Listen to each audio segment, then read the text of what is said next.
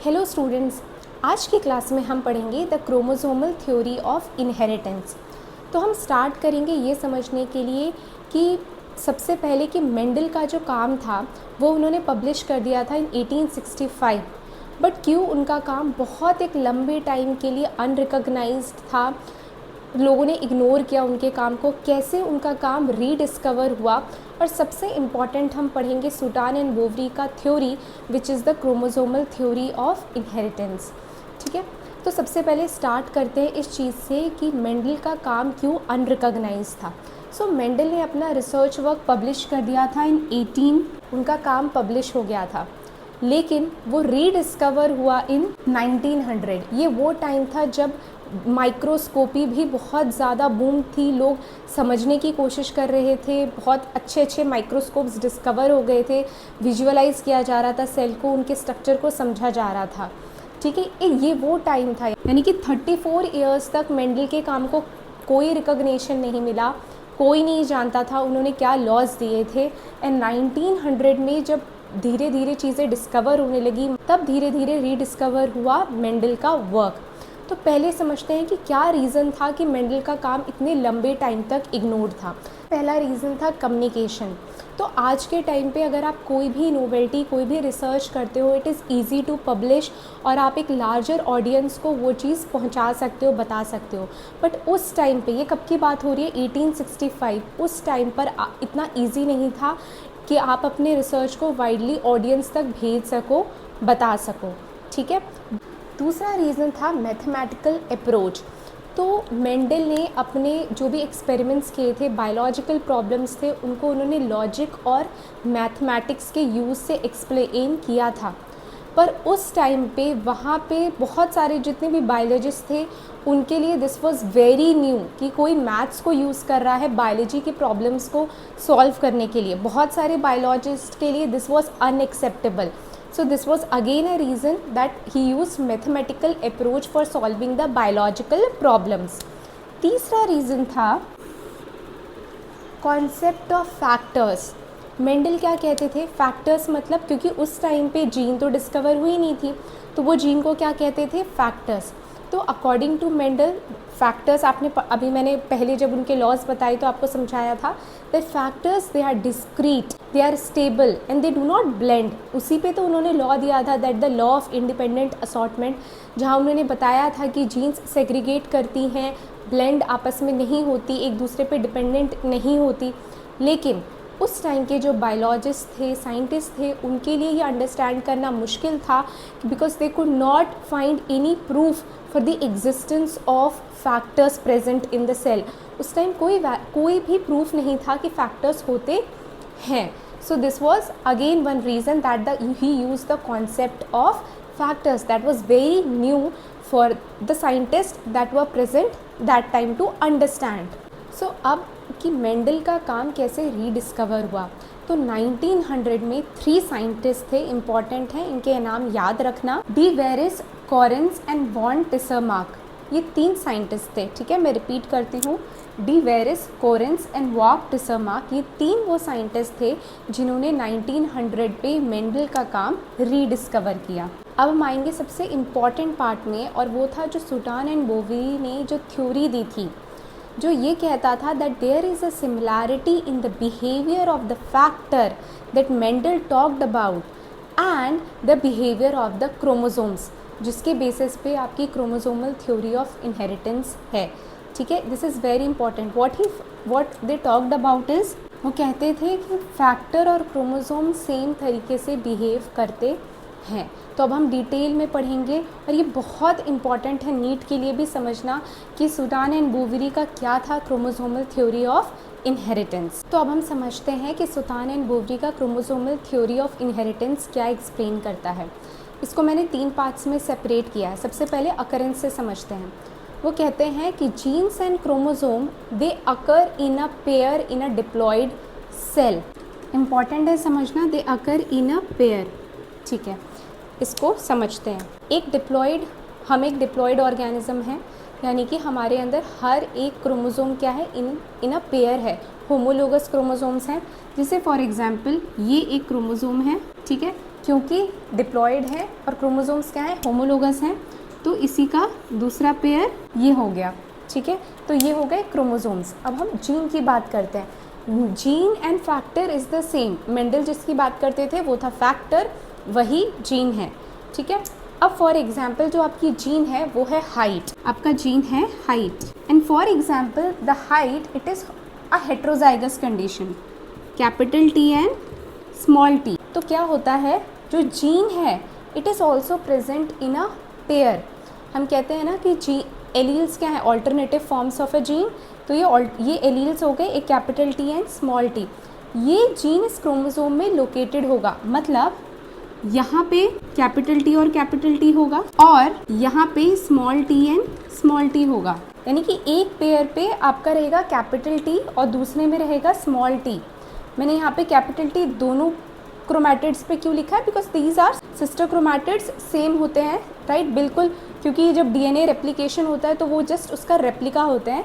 तो that is why capital T एक chromosome में, दूसरे में small T and small T. तो अब आपको पहला समझ आया that genes and the chromosomes they occur in a pair in a diploid cell, okay. अब हम बात करते हैं सेग्रीगेशन क्या कहता है, that during gamete formation the chromosomes and the genes they separate. One gamete will get one of the pair of the chromosome and another gamete will get the another pair of chromosome, ठीक है। जैसे for example ये दोनों हैं present, जब gametes का formation होगा तो एक गैमीट में एक ये पेयर जाएगा ब्लैक वाला और दूसरे गैमीट में ये ब्लू वाला जाएगा, because gametes are haploid, okay. मैंने लिखा है ड्यूरिंग गैमीट फॉर्मेशन क्रोमोसोम्स और जीन्स दे सेपरेट। अब तीसरा आता है इंडिपेंडेंट असॉर्टमेंट। क्या कहता है, that one pair of gene separate और they segregate independently from the other pair of gene. जब ये क्रोमोसोम्स सेपरेट होते हैं तो एक का दूसरे से कोई लेना देना नहीं होता, ये इंडिपेंडेंटली असॉर्ट होते हैं, सेपरेट होते हैं इन बोथ गैमीट्स, ओके, ठीक है। मैंने लिखा है वन पेयर ऑफ जीन्स और chromosome they separate independently from the other, जो आपका है लॉ ऑफ इंडिपेंडेंट असॉर्टमेंट भी। अब हम बताएंगे फाइनल जो उनका क्या लैंग्वेज थी, क्रोमोसोमल थ्योरी ऑफ इनहेरिटेंस। अच्छे से समझो, क्रोमोसोमल थ्योरी ऑफ इनहेरिटेंस क्या कहता है, that pairing and separation of a pair of chromosome will also lead to the segregation of the pair of factors और जीन्स दे कैरी। मतलब अभी जो मैंने आपको अकरेंस बताया, सेपरेशन बताया, इंडिपेंडेंट असॉर्टमेंट बताया, वो यही समझाने की कोशिश कर रही थी मैं कि जो क्रोमोसोम्स हैं उन्हीं पे जीन्स प्रेजेंट होते हैं, ठीक है। अभी मैं आपको मियोसिस जब बताऊंगी तो मियोसिस में जब हम एनाफेज की बात करते हैं तो एनाफेज में क्या होता है, उससे पहले मेटाफेज पे जो मियोसिस 1 में होमोलोगस क्रोमोसोम्स मेटाफेज प्लेट पे अलाइन हो जाते हैं। एनाफेज में क्या होता है, वो दोनों होमोलोगस क्रोमोसोम्स सेपरेट होते हैं, ठीक है। तो यानी कि जब पेयरिंग के बाद सेपरेशन होता है होमोलोगस क्रोमोसोम्स का, तो वो जो जीन्स प्रेजेंट हैं उन क्रोमोसोम्स में वो भी सेपरेट होते हैं, ठीक है। समझते हैं, मैं आपको फिगर बना के बताती हूँ एनाफेज ऑफ मियोसिस 1 का।